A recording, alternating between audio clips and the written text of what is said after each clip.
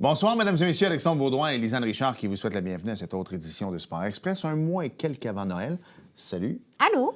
Ça doit être ta période préférée, toi. Ah ben là, en tout cas, j'ai eu mon cadeau de Noël hier. Oui, on voit exactement. J'aime le lien que tu fais. On voit la photo à l'écran. Moi, j'ai reçu ça hier soir, qui est lundi, là, parce que nous, on tourne les mardis. Les larmes à l'œil pour vrai. Après presque 85 jours à l'hôpital, c'est terminé pour mon ami Trump. Le retour de François dans la vraie vie. Donc, sorti de l'hôpital, il a eu son congé. Il était temps. Il était temps, là, on était tannés.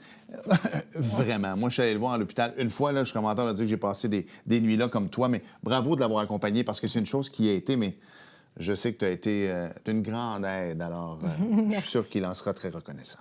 Beau show cette semaine. Ah, mais puis parlant de santé, justement, Vas-y. un invité qui sait prendre soin de la santé des gens autour de soi puis qui est impliqué dans le sport également. Voilà, un kin, un ostéo.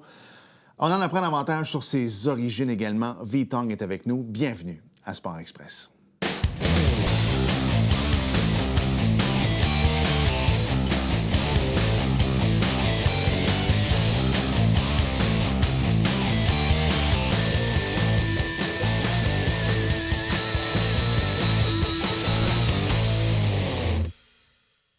Ce que j'aime avec Sport Express, Lisanne, c'est qu'on peut se permettre d'aller dans plein de sphères. Semaine après semaine, on peut parler de hockey, on peut parler d'hommes forts avec Hugo Girard la semaine dernière. On peut parler de patinage de vitesse courte piste. Ça, c'est une petite Ça surprise. sent bien. Une petite surprise pour les gens au cours des prochaines semaines. Et on peut parler d'arts martiaux mixtes également. On va dire son prénom une fois, puis après ça, on va y aller avec son surnom après, OK?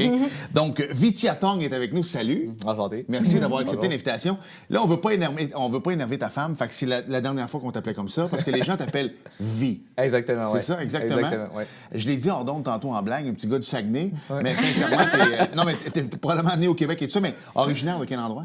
Originaire, tu parles de mes origines. ouais, des sources. origines, ouais, exact. Cambodgien. OK. Fait que mes parents sont venus ici dans la guerre, en tant que telle. Il y avait une grosse guerre, mettons la guerre du Vietnam, Oui. revirement de situation, puis des trucs de même. Finalement, mes parents sont allés dans un camp de réfugiés. Ils étaient là pendant 1 an ou 2 ans de Wow. temps, en Thaïlande. Ils ont finalement eu la permission, en fait, les papiers pour venir au Canada. Ils ont aussi appliqué en France parce que mes parents ont étudié en France aussi. Mon père était ingénieur en textile, ma mère elle a étudié en langue de mémoire. Finalement, la France ça traitait, puis ils sont venus au Canada. Ils sont venus en 87. Non, un petit peu plus avant en 87, pardon. 79 ou quelque chose, parce que moi, je suis né comme en 87. Fait que c'est Il sûr était que... déjà au pays de Exactement, c'est ça. Ah, Fait ben, que- heureusement pour nous, un bel ajout à notre Québec. On est Ouais. tellement contents. Puis en plus, un bel ajout à l'émission aujourd'hui. Ouais. Mais c'est vrai que c'est passionnant de savoir Ben d'où oui. viennent les gens, quelle est l'histoire Ouais. derrière tout ça. Puis ça a peut-être même forgé ton intérêt, puis les passions que tu as aujourd'hui, l'historique de ta famille qui était là avant toi. dans le fond. Oui, ben 100 Puis, tu sais, au niveau, comme, mettons, culturel, mettons que de quelqu'un, mettons, de première génération, Ouais. ben on a toujours la pression familiale, là, tu sais. Puis nous autres, c'est la pression familiale, c'est comme, soit tu vas à l'école, puis tu deviens, comme, mettons, médecin. Ça, c'est la règle générale. Puis après ça, au deuxième lieu, t'es comme, ingénieur puis avocat, ça passe. Tu sais. Mais tout le monde voulait que tu deviennes médecin. Ma soeur est plus vieille que moi, elle a comme, on a 8 ans et demi de différence. Ils l'ont forcé en médecine, ça n'a pas marché, elle est devenue avocate. Moi, de mon côté, par la suite, deuxième de la famille, je savais pas qu'est-ce que je voulais faire. La médecine, ça m'intéressait pas, fait que je suis allé en kin, après ça en ostéo. Là, mes parents, ils parlent avec les autres personnes de la même communauté. Tu sais, c'est quand ils font des rassemblements le week-end, c'est plus que, mettons, c'est l'Instagram de nous autres qui en fait juste, mettons, show off leurs enfants. Là, puis ils disaient, mon enfant, il étudie en kin en ostéo.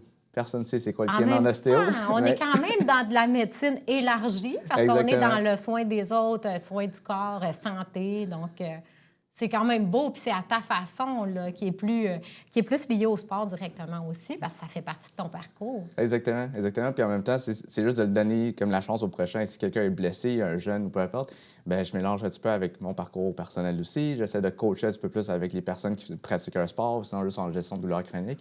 Fait que c'est vraiment le fun. C'est vraiment le fun. Tu sais, quand on parle de parcours, qu'on parle, mettons, de Lisanne qui a été championne du monde, tout ça, puis tu regardes, elle est rendue à Red Bull, on sait bien, elle est chanceuse. Non, il y a des efforts derrière ça. Si je retourne, tu sais, mettons, j'écoute ton histoire, elle est très belle, ton histoire, mais si je retourne en 19... T'es arrivé en 87, tes parents, Ouais. en 85... Sa c'était naissance, c'est ouais, lui, il est moi, je suis arrivé né sur en Terre. 96 avec le tes soir, parents- hein. Exact, mais si je reviens au début des années 80, quand tes parents ont décidé de faire ce move-là, c'était peut-être pas si beau que ça, dans le sens Exactement. que nous, on a le résultat final, mais du A jusqu'à Z, il s'en est passé des embûches. Ah ouais. Est-ce que ça, dans ta vie d'aujourd'hui, puis quand tu étais à l'école et tout ça, même ta sœur, à un moment donné, je sais pas, tu as une petite embûche dans ton entreprise, on va y reparler tantôt. Tu te dis, attends une minute, là, moi, je viens d'une famille qui a connu pire que ça. Là. Oui, bien, 100 ça forge le caractère, en tant que tel. Quand je suis allé à l'école Charles-Bruno en Brossard, je pense que de mémoire, on était peut-être 30 000 habitants à Brossard dans ces années-là, puis tout. Puis, je me rappelle, on était juste comme 3 personnes de genre d'autres cultures, ou 4 personnes de d'autres cultures. Attends une minute, à Brossard, là tu me jettes à terre parce que Maintenant- nous, de l'autre bord, c'est comme ça serait le contraire. Ça a bougé beaucoup dans les C'est ça, dernières exact, années. ouais. Oui, c'est ça. Fait qu'à Brossard, ce moment-là, en 6e année, j'ai fait une recherche. Je me rappelle du chiffre, on était comme à 30 000 de population à Brossard. Ça se peut que je me suis trompé, là, mais aux alentours de 30 Non, 000. non, c'était ça quand même, oui. Fait que, aux alentours de genre comme 4-6 personnes d'autres cultures en tant que telles. Je me rappelle, j'avais un bon ami à ce moment-là, d'origine, je pense, comme libanais ou arabe.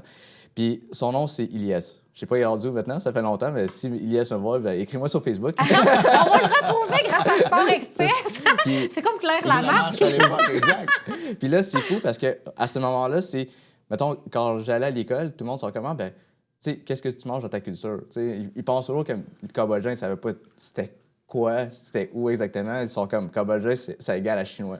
C'est en tant que tel. C'est Fait que vrai. Je suis comme, ouais, ça vient de l'Asie, mais juste un petit peu plus au sud, un petit peu plus bronzé, culture différente ou des trucs de même. Fait que, long story short, avec le temps, tu sais, tu fais une carapace. Si tu t'habitues, mettons, au challenge qui vient au milieu comme, tu sais, social, communauté, avec les gens aussi, des trucs de même. Puis des fois, là, je suis dans une phase de ma vie où est-ce que quand les personnes posent des questions, je démystifie certaines choses. Fait que quand les gens me disent, t'es chinois, je suis comme, non, je suis cambodgien. Tu sais, fait que je prends le temps pour, comme, mettons, les éduquer un peu ou Ouais. parler de ça aussi pour pas que ça fasse comme un ou l'autre. Puis la tendance, mettons, des 10 dernières années, c'est tout ce qui est, mettons, la culture comme K-pop, la culture coréenne, un peu avec la musique. Oui. Comment t'as l'air... Parle-moi pas Ouais, de vas-y. K-pop, Damon, s'il te plaît. On vise le top! Non, c'est justement... là. En plus, elle le chante en français. Mais poursuis, Bruno va être content. Là. Ben, qu'est-ce qui est le fun avec, mettons, ce film-là? On va parler rapidement. Là. Fait que les artistes, ils ont juste dit que mais c'est le fun qu'on est capable de partager, mettons, les petits détails, le type de nourriture qu'ils mangent, des gimpap ou des trucs de même, avec les autres générations. Puis, rendu au secondaire, quand je mangeais, comme, mettons, du poisson, peu importe, borderline, un petit peu un mélange de poisson fermenté et tout, mais t'amènes ça à l'école secondaire, une école privée à Saint-Lambert, à Durocher, ça sent un petit peu, les gens se posent des questions, ça vient de où? Là, tout tu mangeais ça vite parce que c'est bon pour toi, mais ça dérangeait au terme d'odeur pour les autres, tu sais. Mais juste, c'est le fun parce que là, tu commences à partager de plus en plus. Ouais. Puis je suis vraiment fier en ce moment parce que là, au niveau de la culture cambodgienne, une couple de mois, je pense, il y avait Radio-Canada, il y avait comme tout ce qui est le génocide du Cambodge qui parlait de ça. Puis là, il y avait un des propriétaires du restaurant, de Street Monkeys, Ouais. qui est apparu à Radio-Canada, puis il parlait de la bouffe cambodgienne aussi. Fait que si vous voulez essayer la bouffe cambodgienne, allez-y directement au Street Monkeys, sur la rue Verlange, ça vaut la peine. Ou sinon, le deuxième restaurant s'appelle Ketil. Fait que c'est comme des faux. Mais le faux, c'est comme le faux vietnamien, là, mais c'est plus un faux cambodgien en tant que tel, le Ketil. Fait que allez-y à côté, c'est extrêmement bon. Fait que c'est une belle culture, une belle découverte aussi. J'aime ça. Ah, moi, ça me donne faim. Moi, je fais le jeûne intermittent, puis je suis allée m'entraîner avant de venir. Fait que là, j'ai déjà faim. Ouais. Puis là, moi, je le sais que j'aime ça, cette nourriture-là. Ah, attention, c'est pas ta journée. C'est pas ta journée. Puis, honnêtement, parce que tu disais tantôt, dans ma tête, moi, de l'autre côté, je me disais, hey, Brossard, tu dis, on était 3 Cambodgiens dans notre tête, et vous étiez 10 000, mais c'est juste parce qu'on n'était pas là-dedans. Mais en même temps, quand on regarde, moi, j'aurais tendance à penser, je te regarde, je ferais comme, lui, il va pratiquer les arts martiaux mixtes. C'est un peu ça aussi. C'est très cliché, mon affaire, mais Ouais. à quel âge, justement, est-ce que c'est familial? Quand est-ce que tu as découvert cette passion-là pour le jiu-jitsu brésilien? Écoute, le jiu-jitsu brésilien, c'est venu tard. C'est venu vraiment tard. Fait que, mettons, en 6e année ou 5e année du primaire, là, j'ai découvert les fameux mangas Dragon Ball. Ouais. Fait que là, je l'ai lu là-dessus. Fait que j'ai vu Goku qui volait, qui faisait que, mettons, il shootait la lumière de ses mains et tout. J'ai fait, je vais être comme lui. Fait que c'est Wow! rendu à Durocher, puis c'est une des raisons pourquoi je suis allé à Durocher, au collège de Saint-Lambert. C'est parce qu'il y avait un cours de karaté. Fait que je me suis inscrit dans le cours de karaté à ce moment-là. J'ai fait mon parcours en karaté, comme pendant longtemps, on and off un peu. Puis un petit peu plus tard, dans ma vingtaine, c'est là que j'ai fait, tu sais quoi, ça me tente d'essayer quelque chose. Puis c'est quand j'ai travaillé, mettons, au bar avec les autres boss boys, ils m'ont dit, on a découvert un nouveau sport, c'était le jiu-jitsu brésilien. J'ai fait, OK, j'ai fait quelques cours avec. Puis écoute, je suis ici naturellement. Là. Fait que je suis comme, pour moi, donner des coups puis évader des coups, c'est plus mon genre, mais me battre, me lutter contre quelqu'un, c'était contre ma nature. Puis, encore une fois, culturellement, parce que j'ai grandi, il fallait que je me prouve beaucoup. Là, j'ai fait, je suis capable d'y aller. Je suis capable de continuer, fait que je vais y aller. Fait que j'ai tombé en amour avec ce sport-là dans ma vingtaine. J'ai fait un petit peu d'arts martiaux mix aussi en on and off, mais quand je suis entré en ostéo, j'ai fait soit des commotions cérébrales, le fameux film de Will Smith, Concussion, ou sinon, je vais juste me sacrifier au niveau des articulations. Fait que je suis allé dans le jiu-jitsu, fait que c'est à ce moment-là, aux alentours de peut-être 2009-2008, où est-ce que je me suis dit, je vais à fond, puis j'ai embarqué à fond avec ça. C'est tellement international. Un Cambodgien qui fait du jiu-jitsu brésilien au Canada. C'est vraiment hot quand même. C'est comme les Nations Unies, mais tout ensemble. Ben oui! C'est vrai, exactement. Si on pouvait, parce que tu as parlé tantôt de karaté, puis encore là, c'est de l'extérieur, mais j'ai de la misère à séparer ou à différencier ces sports-là. Oui. Arts martiaux mixtes, on le sait, là, quand les gens qui regardent le UFC, c'est une panoplie de sports. Tu sais, comme, mettons, la personne elle est meilleure en jiu-jitsu brésilien, mais est capable de faire du karaté, du sport de combat. Donc, c'est plusieurs sports.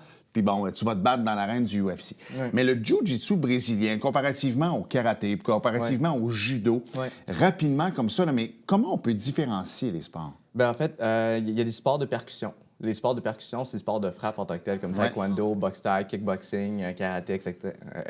Exemple. Après ça, il y a des sports de lutte dans le milieu, où est-ce que, mettons, après les coups, les gens ont tendance à venir un petit peu plus se coller ou vont plus aller venir comme faire force contre force. Force contre force, exactement. Fait que le but, c'est d'amener la personne au sol.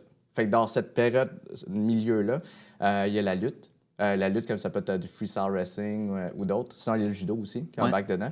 Puis il y a aussi du sambo. Le sambo, c'est le sport de lutte en tant que tel de la Russie. Puis après ça, quand la personne va au sol, là, c'est vraiment tout ce qui est jiu-jitsu brésilien. Ou sinon, il y a du catch wrestling aussi. Puis il y a aussi le côté sambo un petit peu qui fait la même chose. Un gars comme Georges Saint-Pierre, c'était plus... Il était très au sol. Est-ce que c'est plus le jiu-jitsu brésilien qu'il pratiquait ou... Lui, c'était beaucoup plus le jiu-jitsu brésilien, mais il y avait aussi un background en karaté à cause de son père à ce moment-là. Puis après ça, il a commencé à lutter. Puis dans son éra de genre d'athlète, sa lutte au UFC était vraiment très reconnue aussi. Puis après ça, il est allé au sol. Fait que lutte, jiu-jitsu brésilien, les deux combinés au sol. Fait que c'est pour ça que des fois, à ce moment-là, les gens... ils disaient toujours « Ah, ben ces combats, c'est un petit peu plate parce que c'est du colle, mettons, je donne des coups, peu importe. » Mais c'était vraiment smart de la façon qu'il fait parce qu'il a exploité une partie où est-ce que les gens n'étaient pas trop développés non plus. Ouais. Puis en même temps, tout ce qui est, mettons, commotion cérébrale, pour lui, il mangeait moins de coups aussi à ce moment-là. C'était juste il fallait qu'il prenne des coups pour se rapprocher, mais après ça, il était capable de travailler là-dessus. Es-tu capable de voir la technique dans d'autres sports, toi? Parce que moi, j'ai beau regarder les plongeons des fois, puis dans ma tête, ça ressemble tout, là. Ouais. Même chose est-ce que tu es capable de voir, OK, lui, sa technique est meilleure qu'un autre? Ça dépend, mais ce qui est drôle, c'est que je suis pas capable de regarder de l'activité physique sans que mon corps s'engage. Genre, je vais regarder un combat, puis là, je vais comme être dedans. Mes muscles sont comme prêts, tu sais. Ou même quand je regarde mes vidéos à moi ou du cirque, tu sais. Fait que c'est comme si mon cerveau fait tout de suite la connexion, quel muscle travaille dans quel mouvement, étant donné que j'ai fait ça toute ma vie. Vrai. Mais je pense que je suis capable de remarquer certaines choses, puis je suis surtout capable de remarquer les risques de blessures. Puis ça, après la pause, ça va nous amener à discuter justement de ton métier actuel, la prévention des blessures, puis comment tu accompagnes les gens. Parce qu'en tant qu'athlète, on sait qu'est-ce qui fait mal. Puis des fois, des gens pensent que telle affaire, ça fait mal, mais nous, on sait qu'il s'est protégé avec telle contraction musculaire ou quelque chose, puis d'autres choses que ça n'a pas l'air de faire mal. Ça peut être une vraie blessure sévère. Très fort. Très fort. Mais c'est vrai qu'on va y revenir au retour de la pause parce que je veux qu'on en parle. Elle le sait, je me plains de douleur, moi, chaque semaine. C'est la preuve que je vieillis, mais à quel point un chiro ou un ostéo peut être très important pour nous également. Et juste comme ça, tu parlais de sambo. Sambo. C'est juste... Parce que Mathieu, que tu connais bien, lui, c'est la samba, mais c'est pas la même chose. Non, c'est pas la même chose. OK, parfait. Je voulais juste qu'il comprenne, parce que derrière, lui, il va se dire qu'il est un athlète international, mais ce qu'il fait la fin de semaine, c'est d'autres choses. Alors, on va s'arrêter le temps d'une courte pause et on poursuit avec Vie au retour. Ça va être super intéressant sur l'ostéopathie et tout ça. Ton bureau également, ton cabinet à Brossard, bougez pas.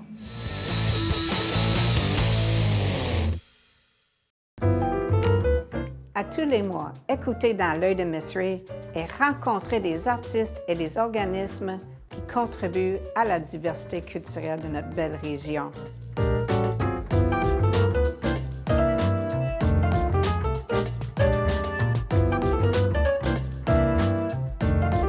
Ensemble, nous gardons l'art vivant. À tous les lundis, 18h30, sur les ondes de TVHR.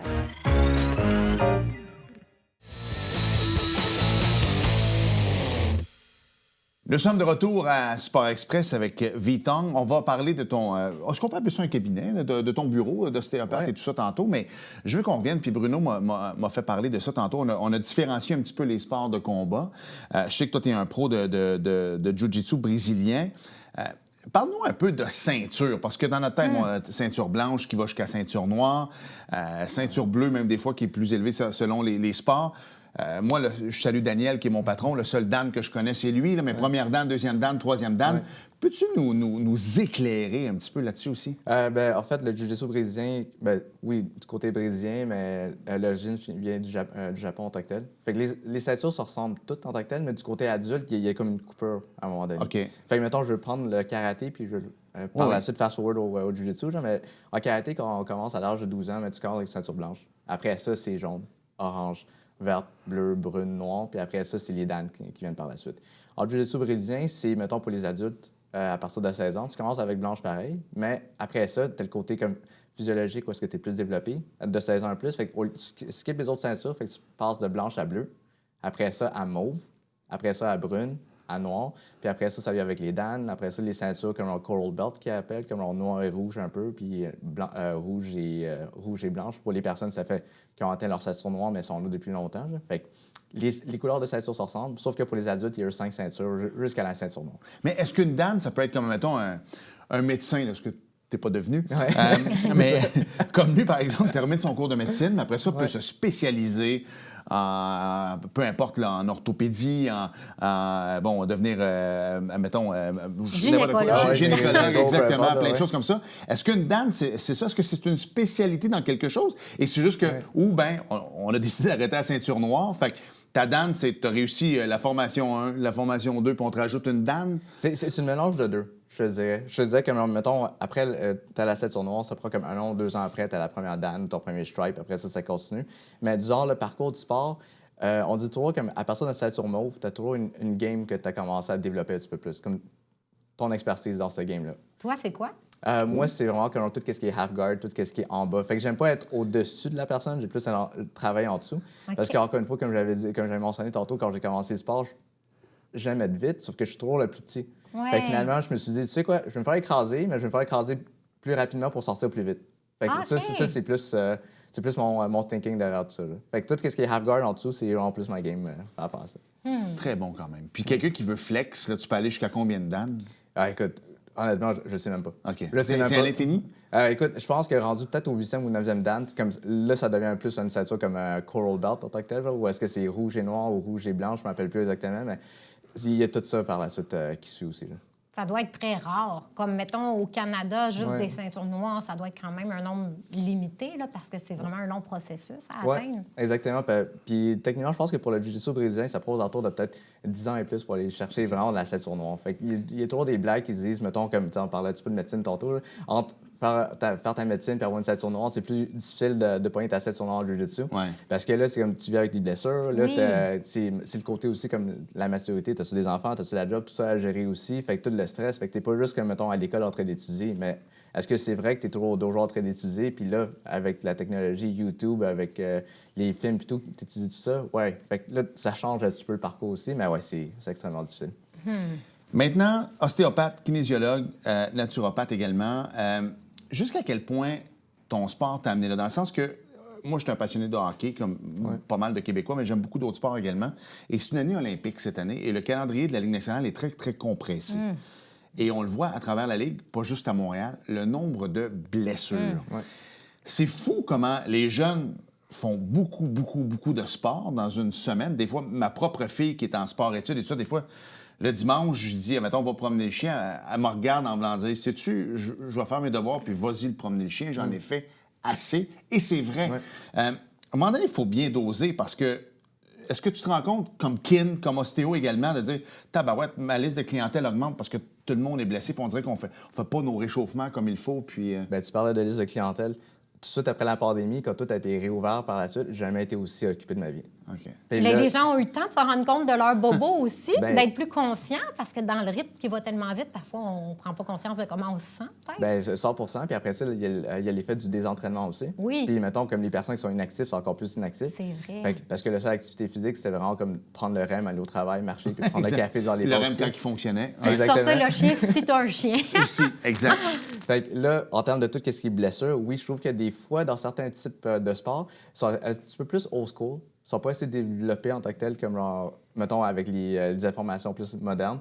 Puis des fois, oui, je trouve que les enfants sont un petit peu plus en surentraînement aussi. Mais le surentraînement, autant que c'est du côté physique, autant c'est du côté de la récupération aussi. Mais on parlait de hockey, la pression parentale pour les jeunes Ouais. aussi. Parce que, tu sais, moi, je niaisais tantôt pour dire, je niaisais. Il y a une partie de vérité, genre, que mes parents voulaient que ma soeur devienne médecin, puis moi, que je fasse quelque chose de ma vie. Genre. Ben, c'est la même chose, parce que là, t'es comme, hey, moi, dans mon temps, je pouvais pas monter, mettons, à la Ligue nationale, mais je veux que mon gars ou ma petite fille, elle joue, mettons, au NHL, fait qu'il pousse. Mais le jeune qui joue juste pour le fun, à un moment donné, il est comme, c'est pas le fun non plus. Là. Fait que là, il commence à décrocher. Puis les blessures, des fois, je vois des jeunes, c'est juste des blessures plus style mental. Ils ont mal à l'épaule parce qu'ils veulent pas performer. Des trucs de même. Parce Fait que qu'ils là, ont besoin d'un break, tu sais. Exactement. Puis là, il y a le stress aussi qui crée des douleurs, là, donc... ben, c'est ça. Puis tout ce qui est médias sociaux sont comme... Il va toujours les highlights, mettons, comme Tout le temps. d'un athlète. Il prend un Gatorade, il fait du battle rope, il fait le sled ou des trucs de même. Mais quand tu parles de préparation physique en tant que telle, c'est quand est-ce qu'il fait ça? Il fait pas ça 365 jours à tous les jours non plus. Il y a une période de déload où est-ce qu'il fait vraiment rien. Un petit peu comme ta fille, elle dit, va promener le chien, moi je fais rien. C'est exactement ça. C'est une période de déload aussi après. Puis il y a aussi une période aussi de performance où est-ce que c'est la préparation physique pour. Des fois, il commence trop vite, des fois, c'est pas assez vite. Puis il faut voir tout ça aussi. Mais ce que je disais tantôt, la comparaison avec Lisanne, c'est que nous, par exemple, à Red Bull Cliff Diving, on vous voyait dans des décors majestueux partout dans le monde à ce moment précis où est-ce que Oui. tu es au top de ta forme. Mais on oublie que avant, peut-être 2 semaines avant, tu déblayais ton char dans une tempête de neige pour aller plonger dans le bassin olympique. Donc, nous, on voit le produit final, mais c'est fou les efforts que vous faites avant. Là. Puis, mais en plongeon de haut vol, surtout au Canada, c'est vraiment bien organisé. Entre autres, là, ceux qui suivent Molly sur les réseaux sociaux, on peut voir là, qu'après la saison de compé, il y a vraiment eu une période de déload. Ouais, Puis 100%. elle est vraiment en moins bonne condition physique. Puis elle l'explique sur les réseaux sociaux parce qu'elle reçoit des commentaires. Il y a une pression sociale aussi. 100%. Il y a une pression des parents, mais il y a une pression aussi en tant qu'athlète. Là, on se doit d'être en forme et tout. Puis là, elle, quand elle est moins en forme, pendant qu'elle est dans sa période off, Ouais. elle se fait critiquer. Mais si on suit justement au courant de l'année, surtout les athlètes femmes, là, le gabarit change oui. vraiment pendant l'année. Vraiment. là. Donc, par contre, en haut vol, nous, c'est vraiment bien pris. Puis les entraîneurs, Stéphane Lapointe et tout, sont vraiment conscients. Puis je pense que toi, tu as cette conscience-là aussi, justement. Quand tu accompagnes des athlètes, par exemple, ça doit être difficile parfois parce que nous, c'est possible grâce au travail d'équipe. Tous nos pros travaillent ensemble. Ouais. Mais parfois, toi, tu es un externe qui accompagne un athlète qui vient te voir, mais ça doit être difficile d'avoir une influence sur toute la synergie autour de l'athlète. Ben oui, 100 Puis comme les athlètes qui compétitionnent en ce moment, tu sais, j'ai des jeunes qui étudient à l'école. Puis je les ai toujours dit, j'ai fait, écoutez, vous avez une mi-session qui s'en vient, un travail de fin d'année ou peu importe. Je comprends la game, j'étais sur des bancs d'école pendant 10 ans de ma vie de temps, fait que je compétitionnais en même temps. Fait que je donne des cues un peu pour essayer comme de maximiser ou des trucs de même, pour dire comme, sois pas stressé pour la compétition, tu fais ça juste pour le fun, tu vas pas devenir pro du jour au lendemain. Tu sais, si tu apprends la compétition, c'est une expérience. Oui. Moi, je les encourage juste pour aller compétitionner une fois, parce que je me suis dit, s'ils pratiquent un sport de combat en tant que tel, ça serait juste de le tester en mode d'autodéfense quand ça arrive pour de vrai. Ouais. Puis la compétition, ça ressemble à ça, mais je veux dire, c'est pas une question de vie ou de mort, sauf que ça se rapproche de plus en plus pour ça. Puis en même temps, pourquoi j'ai fondé mon école, c'était parce que je voulais donner une chance aux jeunes aussi. Je me suis inspiré un petit peu par l'Empire romain. À ce moment-là, les gens, comme il y avait des... il y avait des politiciens, il y avait des guerriers aussi. Tu sais, Oui. C'était pas aussi comme décortiqué comme la communauté sociale en ce moment. Puis je me suis dit, plus que l'armée est forte en tant que telle, ou les sports de combat sont forts, plus que la personne va être meilleure aussi, encore une fois, avec tout ce que j'ai appris en grandissant, j'ai fait, il faut que tu sois fort mentalement, physiquement, puis aussi spirituellement pour être capable de devenir une bonne personne aussi. Fait que ça, c'était une des raisons pourquoi j'ai fondé l'école en tant que telle. Puis c'est pour ça que j'essaie de partager cette passion-là via, mettons, ma clinique à Brossard ou sinon en même temps avec le dojo. Fait que j'essaie vraiment de les coacher le plus possible aussi. Pour devenir une bonne personne, plus qu'un grand athlète, c'est encore plus important dans le fond. Ouais. Puis de toute façon, pour devenir un grand athlète, il faut aussi être une bonne personne dans le sens de plus il y a de l'équilibre dans tout ça, puis plus on atteint notre sommet maximal de performance. Ben oui, exactement. Fait qu'il y a une bonne base. Fait que c'est comme l'image typique dans les arts martiaux, c'est comme tu dis, le yin and yang un peu qui suit. Ouais. Ben, c'est exactement ça que tu as besoin aussi, parce que même dans la période de off-season, tu peux pas, comme tu sais, tu déloads, mais tu peux pas déloader à 120 Tu sais, il faut que tu te gages un peu. Oui, l'équilibre. Non, exactement. Tu sais, moi, je prendrais les milliards de LeBron James, mais des fois, LeBron James prendrait mon anonymat aussi. 100%, il n'y a exact. jamais rien de... Tu sais, lui, il se dirait, moi, j'aimerais ça aller au promenade Saint-Bruno magasiner, mais je ne pourrais jamais faire ça. Non, mais c'est ça quand même. Moi, je prendrais ces millions. Pareil, là, tu sais, c'est correct. Je On trouverais peut peut-être magasiner en ligne. Oui, c'est ça, mais... oui, mais c'est ça, il n'y a jamais rien de parfait. Puis c'est un peu la problématique des réseaux sociaux, c'est que tu vois toujours le produit fini, tu vois toujours le beau jeu, tu vois toujours... C'est ce que je disais à ma fille. Ah, tu as vu le but de Connor McDavid? Oui, mais ils ont montré ce highlight-là. Ils n'ont pas montré les 8 autres fois où il a perdu la rondelle sur le même jeu qu'il a essayé de faire. Mais celui qui a marché, par exemple, on va le voir rouler à l'année. Comme le knockout, par exemple, des fois dans les arts martiaux mixtes, dans les UFC, tu vois le knockout, mais à ta minute, là, ça se définit plus que ça. Tu sais, comme athlète, c'est correct de tomber. C'est comment tu te relèves aussi. Ben, exactement, c'est ça. Ben, c'est comme un saying en japonais. Genre, c'est comme tu tombes 7 fois, mais tu vas te relever la 8e fois. Fait que tu continues, là. Comme tu apprends avec tes secs, puis tu vas juste t'améliorer par la suite. Est-ce que c'est... Puis il reste 50 secondes, mais rapidement. Puis après ça, on va donner l'adresse de ta clinique. Mais ce que j'aime des arts martiaux mixtes, c'est qu'une défaite, pas que c'est bien vu, mais c'est plus honorable qu'en boxe. En boxe, tu perds une fois, on dirait que tu retombes de 15 rangs, tandis que dans le UFC, les gars arrivent en finale d'un gros combat, puis tu regardes leur fiche, 15-6-2. Donc, comme si, regarde, tu sais quoi, tu as perdu contre un gars en haut, mais je vais te redonner une chance de revenir, mais pas en boxe, par exemple. Non, exactement. Fait que, tu sais, il y a toujours le redemption fight que tu peux toujours revenir par la suite. Fait que c'est ça qui est le fun aussi avec les challenges, puis un apprentissage par échec aussi. C'est vrai. Parle-nous un peu de ta clinique en terminant, les gens qui veulent aller te voir. La clinique, on a deux cliniques situées à Brossard, au de 2220 Lapinière. Sinon, l'autre, c'est au Sanisport à Brossard, au 7777 Marie-Victorin. C'est pas les 8, vous autres? Non, Okay. non, ça, c'est juste le 7. Presque là. C'est le 7 chanceux. OK, c'est correct. Puis, tu sais, on a une clinique d'ostéopathie sportive aussi, mais aussi avec une Constance, notre thérapeute du sport. Fait qu'on fait vraiment une bonne prise en charge, 360 de la personne. Puis, ceux qui sont à Montréal, on a aussi une clinique aussi à Montréal, au nom de SciMed. Parfait. Faut arrêter, mais bien dormir, bien manger, ça va nous aider à bien performer. Okay. Merci Merci beaucoup, beaucoup. mon ami Merci. Vie, et au plaisir de te revoir bientôt. Parfait, merci. On s'arrête le temps d'une courte pause, et au retour, comme à l'habitude, il y avait du bingo. Bougez pas.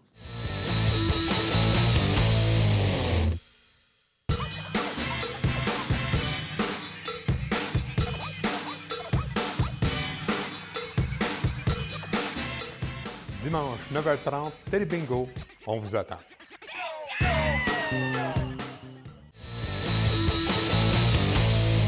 Alex, il y avait du bingo. Oh oui, madame. Bravo à Joanne Bernier, Nathalie Massé, André Bédard, Lise Moreau, et félicitations, attention là, 3 000 $ pour M. Jean-Louis Charbonneau.